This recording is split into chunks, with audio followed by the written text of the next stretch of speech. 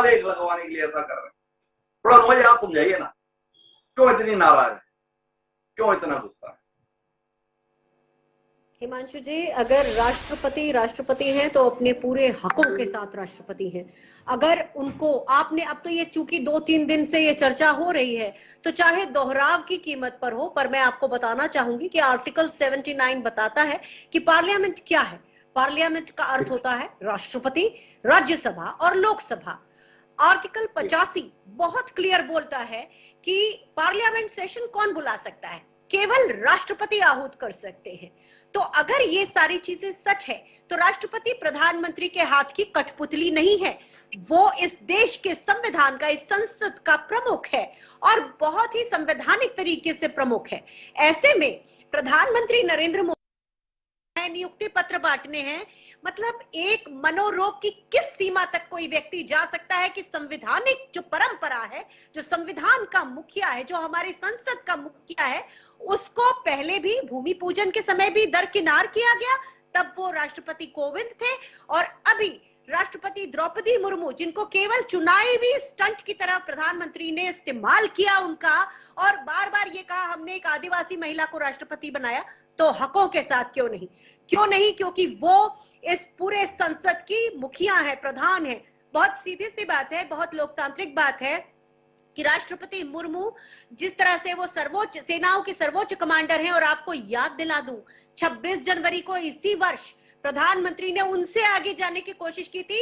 अच्छा हुआ हमारे एक सैन्य कर्मी वहां मौजूद थे, वो ठीक प्रधानमंत्री के सामने आके पीछे मुड़ हुए और प्रधानमंत्री जी की जगह वो राष्ट्रपति जी को आगे लेकर चले गए। तो प्रधानमंत्री जी केवल दिखावे के लिए राष्ट्रपति जी का सम्मान करते हैं, महिला का सम्मान करते हैं, लेकिन जो उनके काम है, जो उनके एक्शन है, उससे आप साफ तौर पे देख सकते हैं कि वो क्या कर रहे हैं। और हमारा ये कहना है कि आप बार बार ये भारतीय जनता पार्टी कहां से एनेक्सी का उद्घाटन की बात ले आती है, लाइब्रेरी के उद्घाटन की बात हो जाती है।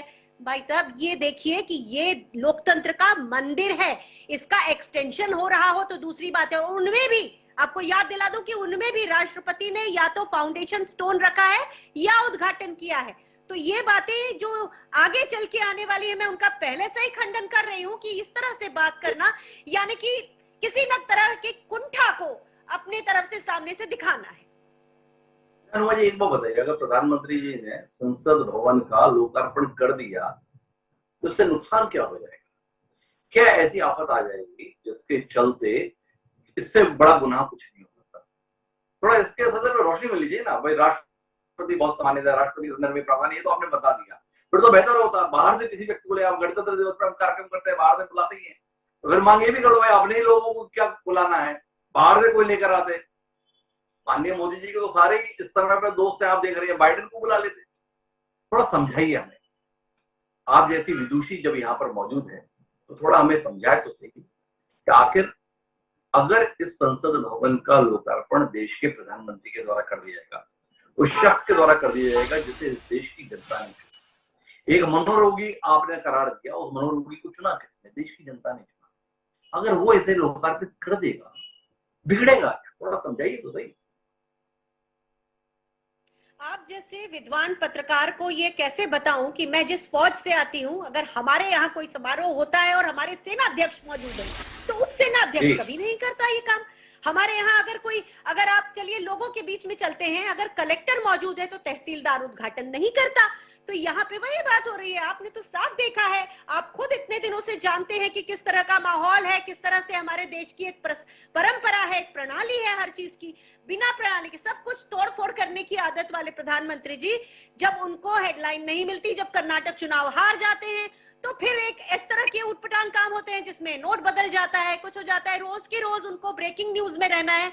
तो मेरा सिर्फ यही एक मुद्दा है कि जब वरिष्ठ मौजूद है, अगर मौजूद ना हो, किसी तरह की हड़बड़ी हो, किसी तरह की प्रॉब्लम हो, तब दूसरी बात है, पर जब वरिष्ठ मौजूद है तो क्यों उसे हटाने की जरूरत है? क्यों वो ना करे? प्रधानमंत्री जी को ही क्यों करना है हर चीज में? ने बता दिया भाई, जब कलेक्टर मौजूद है तो तहसीलदार फीता क्यों काटता है? भाई संतोष पांडे जी आपके पास आना ही पड़ेगा। मेरे साथ बाकी भी अतिथि हैं, पर यह सवाल तो आपके संदर्भ में हर तरफ से आ रहा है। 19 विपक्षी दलों ने इनकार कर दिया इस समारोह का हिस्सा बनने से। क्या कहते हैं? कहीं कोई चूक हो रही है।